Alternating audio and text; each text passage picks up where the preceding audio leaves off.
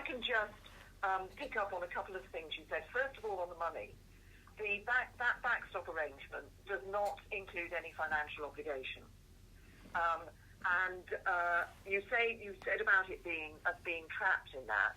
There is a mechanism for coming out of that backstop, but we do need to ensure that we deliver for the people of Northern Ireland, having no hard border between Northern Ireland and Ireland. So if we get to the point where we have to look at the possibility of needing some interim arrangement for a short period before the future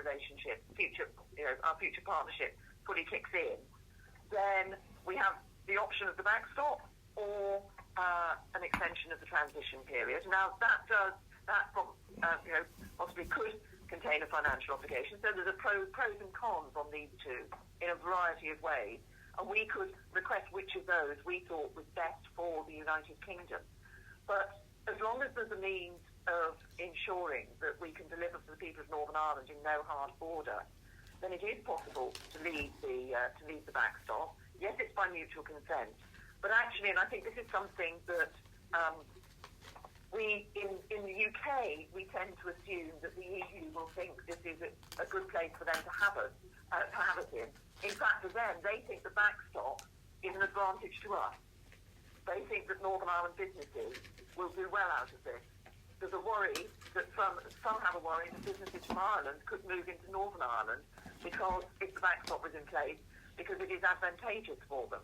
So this is really not somewhere that the EU wants to be in. And I've talked to other leaders and they've made this point as well. Neither of us wants it to come into action in the first place. And we are all clear that it must be temporary. It cannot be permanent. Thank you. And the next question we've got is from Patricia Yusuf in Horsham. Patricia, please do go ahead. Good afternoon, Prime Minister. Good afternoon. My question is quite simple. Can we rely on your deal to ensure that we really do have autonomy within our legal system? Yes. I mean, the future arrangement that we're negotiating removes the jurisdiction of the European Court of Justice. Now, just to go into the detail, there is one area where for a period of time they will have some remit, that's on citizens' rights, but we've limited that period of time. But people will no longer be able to go to the European Court. It will be our court that will be deciding cases in the United Kingdom. And just to give you perhaps another bit of reassurance, Patricia, one of the things that the European Commission wanted was to say that if we're looking at how this future agreement between us works, if there are any problems with it, they wanted the European Court to have a role in being the court that determined whether we were actually abiding by our agreement. And we said, no, you can't do that. These are two parties coming together, making this agreement. You can't have the court of one party ruling over the other party. And so we've put in a set of governance that does not involve that jurisdiction of the European Court of Justice. Thank you. Thank you for your question, Patricia. And as I said, star 3 for anybody who wants to ask a question. And just remember, they'll need your name and association along with the question. And the next name and association we've got is Mark Oxley from Norwich. Mark, please do go ahead. Prime Minister, Chairman, hello. Hello. Thank you for speaking to us. Prime Minister, I tried to approach this with a very open mind. So I went to Gerald's at Brentford and printed out this morning and had a good read. My problem is with Rick picking up Wayne's point on the backstop and the motivation once we've paid up, once the European Union are on this sort of joint commission type thing. There's really the default position is for us to be in this so-called backstop. It's not actually a backstop. That's where not only Northern Ireland but also the UK end up, and the appendices make pretty stark and severe reading. There are 90 pages listing laws that will be carried over from European corporates into British law in the interim period. There's no Article 3. We can't apply to our customs territory customs tariffs which are lower than the common customs tariff. commercial policy. We can't harmonise commercial policy, etc., etc. We've got the whole level playing field piece. So my concern is that we're into this position because, in fact, we haven't been able to negotiate a trade policy. If we could negotiate a trade policy, we wouldn't need to be in this position. So my concern is that we're going to get locked into something which is deeply unpalatable. Well, thank you, Mark, thanks for your question, Mark. First of all, the trade policy in terms of the trade deal that we're going to do with the European Union is part of the future framework. So the legal position is we can't agree the legal text of that or sign up to the legal text of that until we've actually left the European Union. But what we're doing, and this is where this outline political declaration, which will be filled into a fuller future framework for the meeting of the Council towards the end of this month, that will set out, that is where it sets out what the basis of our future trade policy with the European Union will be. So the trade policy is about the future. It's not encapsulated in the withdrawal agreement because that is about the process of our leaving. You said the backstop is a default position. Actually, the backstop is not a default position. I think this is important because I recognise the concerns that people have about this backstop. As I said, neither side wants the backstop to come into place at all. And what I want to do is to ensure that we're working really hard to make sure that it never needs to be used. And that means working hard on this future relationship, both the trade policy element of it, but also the other aspects such as our security cooperation with Europe, which would, I want to see that kicking in on the 1st of January 2021. So there's no need for any question of any interim arrangement to protect the border in Northern Ireland. If it is necessary to have that interim arrangement, there will be a choice to be made about which particular measure, whether it's the backstop or the extension of the implementation period that we go into. But this is really, the backstop is something that on the European Commission side, they don't think this is a bad place for the UK to be in. They think it's a good place for the UK to be in. And they have an incentive for us not to be in the backstop. So I think neither side wants it to even be used in the first place. And what matters in terms of our trade policy is the future framework, and we've got in there already a reference to our independent trade policy, because of course what we want to do once we're outside the European Union is keep a good trade relationship with them, but build up our trade relationships around the rest of the world, for example, with the CPTPP, where people like Australia and Japan are really interested in us joining it. Thank you. And I can't but help below me just wanting to just remind everybody that the phrase best endeavours, which is in there, is a very high legal bar. It really is a really important phrase. It's not reasonable, it's not anything. Best endeavours is a very, very high bar. And I have to congratulate you, Mark, on getting a good plug in there for our local Jarrells in Norwich, a great department store if anybody's in Norwich. So the next question is from Ray Bryan in Christchurch. Ray, please do go ahead. Yes, good afternoon, Prime Minister, and thank you for joining me on my holiday in Florida. In the email I was from Brandon yesterday... It's a bit warmer where you are, eh? Oh, it's a lot warmer than I am, I can tell you. Mind you, I would imagine you're feeling the heat as well. Right, my question is... I understand exactly what you're trying to achieve, and congratulations on what you've managed so far. I have a problem with the wording in Brandon's email last night, which mentions independent arbitration. Well, my question is, who will form part of that independent arbitration? Well, that has to be one of the reasons why we've got independent arbitration in there is precisely to ensure that we can remove any role for the European Court of Justice. So, and this is a normal practice in trade deals when trade networks are set up, there should be not the court of any one of the parties to ultimately determine the operation, how the parties are operating this, but to have an arbitration panel to do it. And the point about independence is that, and this is something the membership hasn't been set at this stage, I'll be honest with you, and that is something that would have to be discussed and have to be said. But the point about it being independent is that it should be a body that is capable of coming to the decisions through looking at the case in front of it, rather than having an a priori view, because it is part of one of the parties, one of the sides of the argument. Thank you. And the next question we've got is from Anthony Cole in Wimbledon. Anthony, please do go ahead with your question. Prime Minister, my question is on the Backstop 2. Can you say what the characteristics might be of the future relationship that would allow us to escape from this backstop? Yes, very good to hear from you, Anthony. Hope all's well down there in my old stomping grounds. Yes, it is. Yes, it is. Good, excellent. Yes, I mean the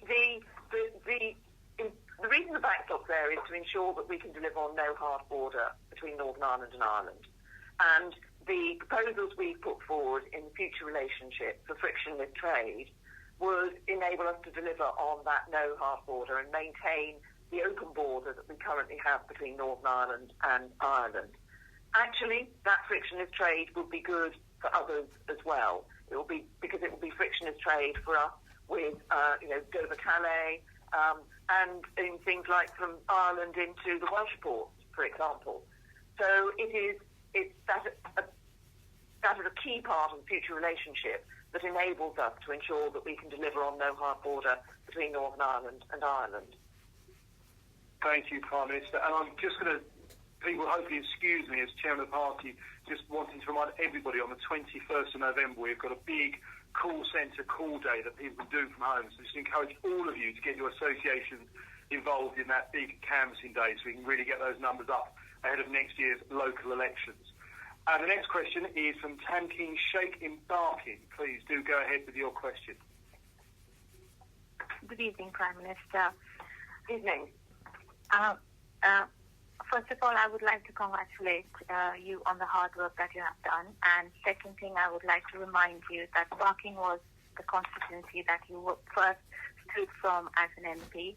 And when we go around here for canvassing, people do remember you, and they are so proud that you are the Prime Minister at the moment.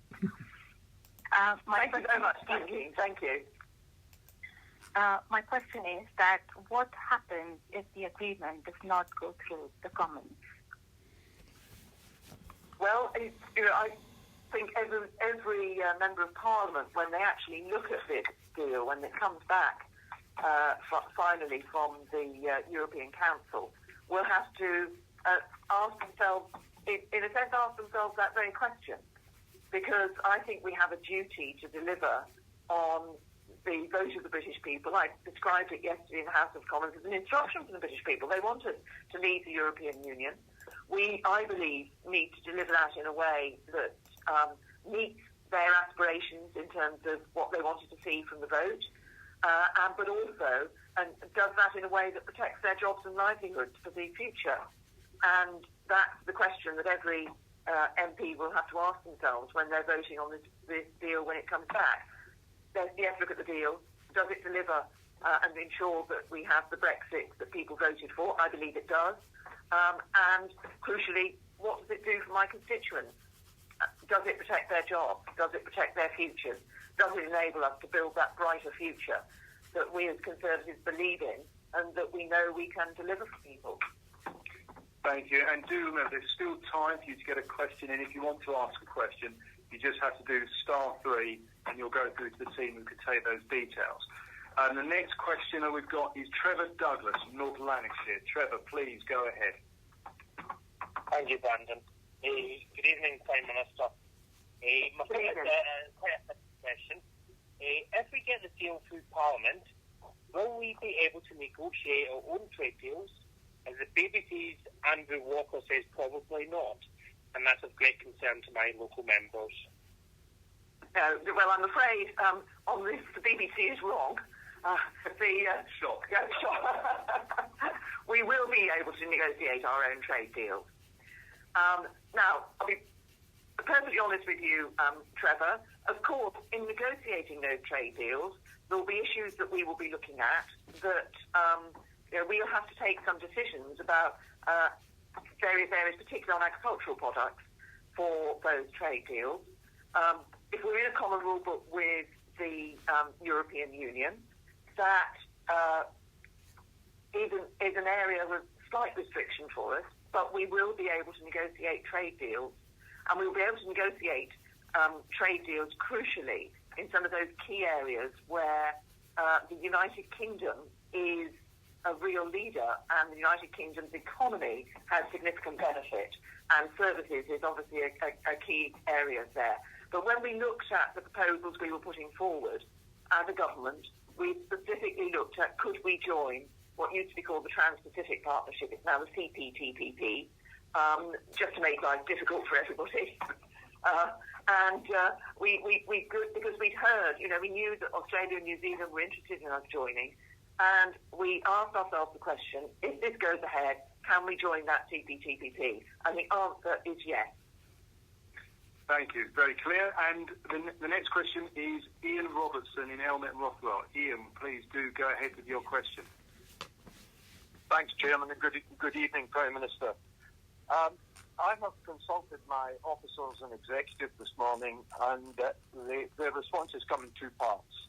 Firstly, they express solid support for you personally and respect for the determination you've shown in getting to where we are now. But they do have, in this second part of the feedback, they do have several concerns, extreme concerns in areas such as transition and backstop. But most of all, the concern that lack of flexibility to take on board genuine concerns and feedback might jeopardise the whole project. So the question is, to what extent are you able to take on board these concerns and what to improve what we already have? Well, thanks very much, Ian, and thank you for your remarks in relation to the work that I've been doing. But, I've got a great team, and they've been working extremely hard. And what we see before us at the moment is the result of, literally thousands of hours of negotiation and hard work by myself and the ministerial team interacting with our opposite numbers in the European Union. The next stage is the draft withdrawal agreement was agreed in principle by the Cabinet on Wednesday, and it was agreed in the context of having an agreed future framework. Now, the future framework is what sets our future relationship for years and decades to come with the European Union. And that is the part of this deal that we are still working on. And literally, there is I've got negotiators working on this as we, at the moment. And that is the part that we're now focusing on. So that when we come to look at this, it's looking at the whole. So it's looking at withdrawal agreement, but it's also looking at what that future relationship is. And that's important for two reasons. First of all, because people want to have confidence before they sign off the leaving bit of the package, what the future holds, what our partnership with the EU will be in the future. But it's also important because, of course, it's that relationship that will deal with some of the issues of concern, like the backstop that people have in the withdrawal agreement, because we get that relationship right, and that can ensure that it supersedes the backstop were the backstop ever to be used. Thank you, Prime Minister. Thank you, Ian, as well. As I said earlier on, we do remember to encourage your associations to get involved on the 21st of November in the Calling Out Day. We're joined this afternoon as well here by Andrew Sharp, as the chairman of the National Convention. I want to thank Andrew for being involved. And Andrew and I are going to put together an idea for whoever does the most calls on the 21st of November. There will be a prize that Andrew and I will work out between us for the association that does the most calls. So please get involved. And as we're talking about calls, do remember star 3 to ask a question. And the next question we've got is from Michael Amos from North Somerset. Michael, please do go ahead. Good evening, Prime Minister. You made a big thing about being able to come out of the Common Agricultural Policy, and that will be replaced, as far as we know, by the Agricultural Bill. How can you make sure that with no friction trade, that we will be competitive by the support you will give us through the Agricultural Bill, because our input costs in this country are far higher than anywhere in Europe, with the price of land and the price of other inputs, and that will reflect on the Irish situation with the cheese which comes from Southern Ireland into Northern Ireland and across into the UK if we're not treated the same and given a level playing field by our government with the support that we need in order to be competitive? Well, I'm sure, thank you very much, first of all, for your question, Michael, and I'm sure by the sound of it that obviously you've looked at the agriculture bill, which Michael Gove's been working very hard on, and you know that what we're looking at in terms of the support for our agricultural sector in the future is first of all a period of transition away from the support that's been given in the Common Agricultural Policy. We recognise it's important not to have a cliff edge for people, but to be able to have a transition away from it over a period of years, but then to focus the support that is given, not as it is at the moment on the amount of land that you're actually farming, but to focus it on the phrase that, as you will know, is used in the agriculture bill, the public good that is provided. That gives a greater scope for looking at actually what farmers are doing with the lands that they have, rather than just the amount of land that they have. I mean, I've heard a number of farmers have commented to me that they're very pleased with the approach that Michael's taken. We obviously worked with the NFU and others to look at what made sense. We had the consultation on this. And I think I hope and truly believe that what we will see we'll be able to do is produce a support framework for our agricultural sector that actually makes more sense in terms of the UK and isn't us just having to abide by a sort of support framework that is set up, which, as we know, I think in its origins had farmers in other countries more in mind in terms of the support that it was giving.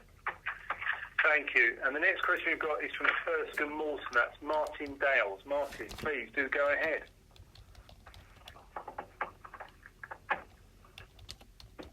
Your colleagues and officials have put into negotiating this deal with our friends. Sorry, Martin, could you just start your question again with a slight technical issue? So, Martin, please do go ahead. Right. Firstly, I just wanted to say from our area that congratulations to all the hard work, Prime Minister, that you've done and your colleagues and officials in negotiating this with our friends in Europe.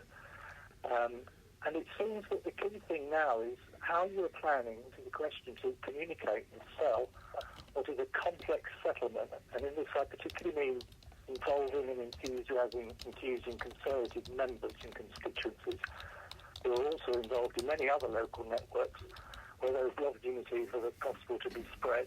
And like the Christmas angel said to the shepherds, people have nothing to fear. Thank you. Thank you very much, Martin. I mean, actually, you've made a very good point. I mean, hopefully this sort of conference call today is a good start in doing that, in enabling association chairmen like yourself to be able to talk directly to myself and ask questions on this. But you're absolutely right. We do need to get out there. I've been doing that this morning. I've done a radio phone-in, for example, and we'll be doing other sort of broadcast opportunities to give people an opportunity to hear about this. But I think it is also for how we sell this out there in the party. And I know that Brandon's already been putting information out to people that they can use on the doorsteps, can use in discussions. As you say, Conservatives are often involved in many other networks in their local communities, and this is an important way of disseminating the message. But I don't know if the party chairman wanted to add to that. Yes, thank you, Prime Minister. And we will be doing more and more. There's obviously been a few emails over the last day or two we've put out with information. We'll be producing some materials and information for everybody to be able to use so you can get that message out there. And again, excuse me if I'll mention again, another chance to do just that will be on the cooling down the 21st of November. So do please get involved. And of course, tomorrow I'll be out campaigning. I hope many of you on the phone will be having people out on those doorsteps campaigning tomorrow. But we will be getting more and more materials out to you over the next few days. The next question that we've got is from Christine Mackay in West Hull. Kristen, please do go ahead with your question. Thank you. Good evening, Prime Minister, and we appreciate the opportunity to ask a question. And this is another hearts and minds or communication question rather than around the detail of the policy. but people up here in Hull who are not interested in politics or are bored with it all, have got some simple yardsticks or tests of how good a policy is, and fishing is one of those. So basically getting back control of our fisheries is a totem. So really it's to ask if you can assure us that it won't be thrown away in negotiations, because the members up here are not confident at the moment that this won't happen as things stand. Well, Christine, you make a very good point, and I fully recognise why people are concerned about this, because I think people worried that what happened when we went into the EEC was that fishing was traded off against other things. I'm very clear that we will become an independent coastal state, and we will be negotiating access to our waters. And that is clear in my mind, and it's very clear in the documents that were produced earlier this week, which set out the withdrawal agreement, but crucially the future political declaration and the statement that goes with that. It made a specific reference to the UK as an independent coastal state. The EU have already, fishing is one of the areas where they've tried to take rather more of a role for the European Union than we want, and we have pushed back on that. And we will continue to push back on that, because I realise the importance this is to many people around the country.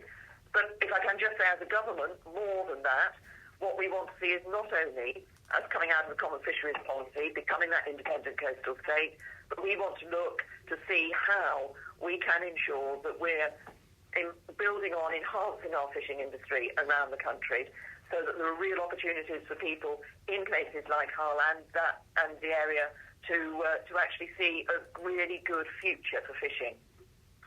Thank you. And the next question I've got is from the New Forest West. That's Philip Dalbany. So, Philip, please, could you go ahead with your question? Good evening, Prime Minister. It's Philip Dalbany, New Forest West, Desmond Swain's constituency, as you know. My question is also about the parliamentary vote, which is somewhat different. If the parliamentary vote goes against us, can you renegotiate? Are you prepared to renegotiate, or are you saying there's no prospect that the EU will renegotiate at all with us? Well, thank you very much for your question, Philip. I think there's been one or two statements coming out of Europe over the last couple of days that have basically given the message that there would be no renegotiation, that this is the deal that the UK has negotiated with them.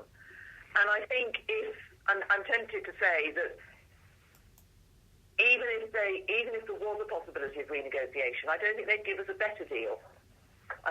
If we reject the deal and go and try to go back, they're not going to say, "Oh, sorry, it wasn't good enough for you." We have to be sort of realistic about this.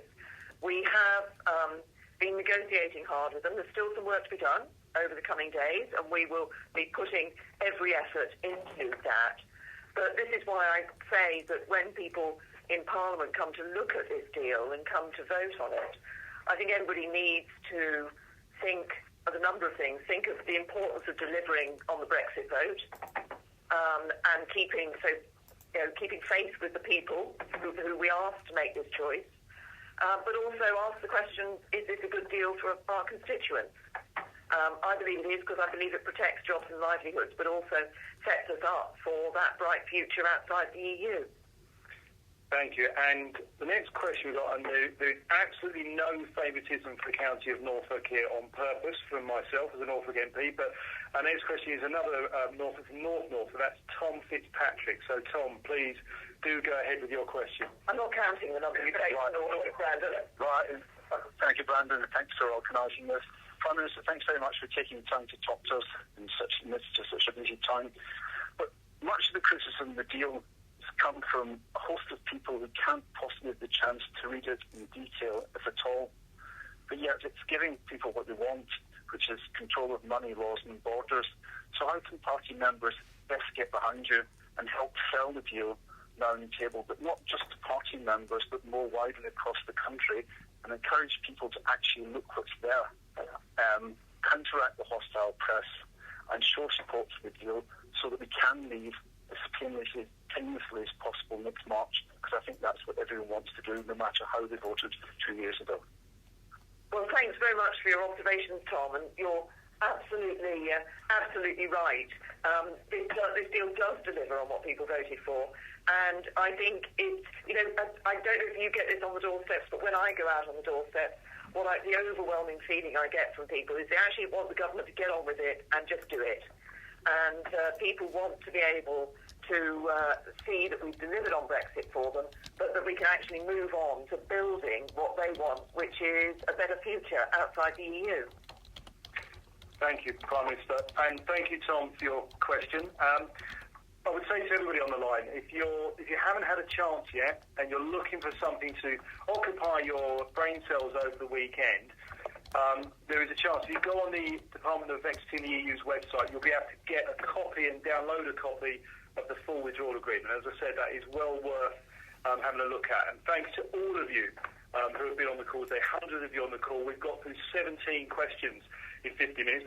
We almost got to the 3 hours that the Prime Minister did on the floor of the House yesterday, but thank you all for taking part. If you want us to be putting out information from CCHQ, we'll continue to feed things through to you. If there's any particular formats or styles or things you think you need, please, through your regional area chairman and campaign manager, let us know and we'll try and facilitate that. Thank you for taking part. We said we continue with these kind of conversations from time to time. I want to thank the Prime Minister so quickly after Cabinet, with everything going on this week, we got the floor of the House yesterday and constituency commitments today, for taking time to join us, and to thank all of you as well. Have a good evening and a good weekend. Thank you very much, everybody.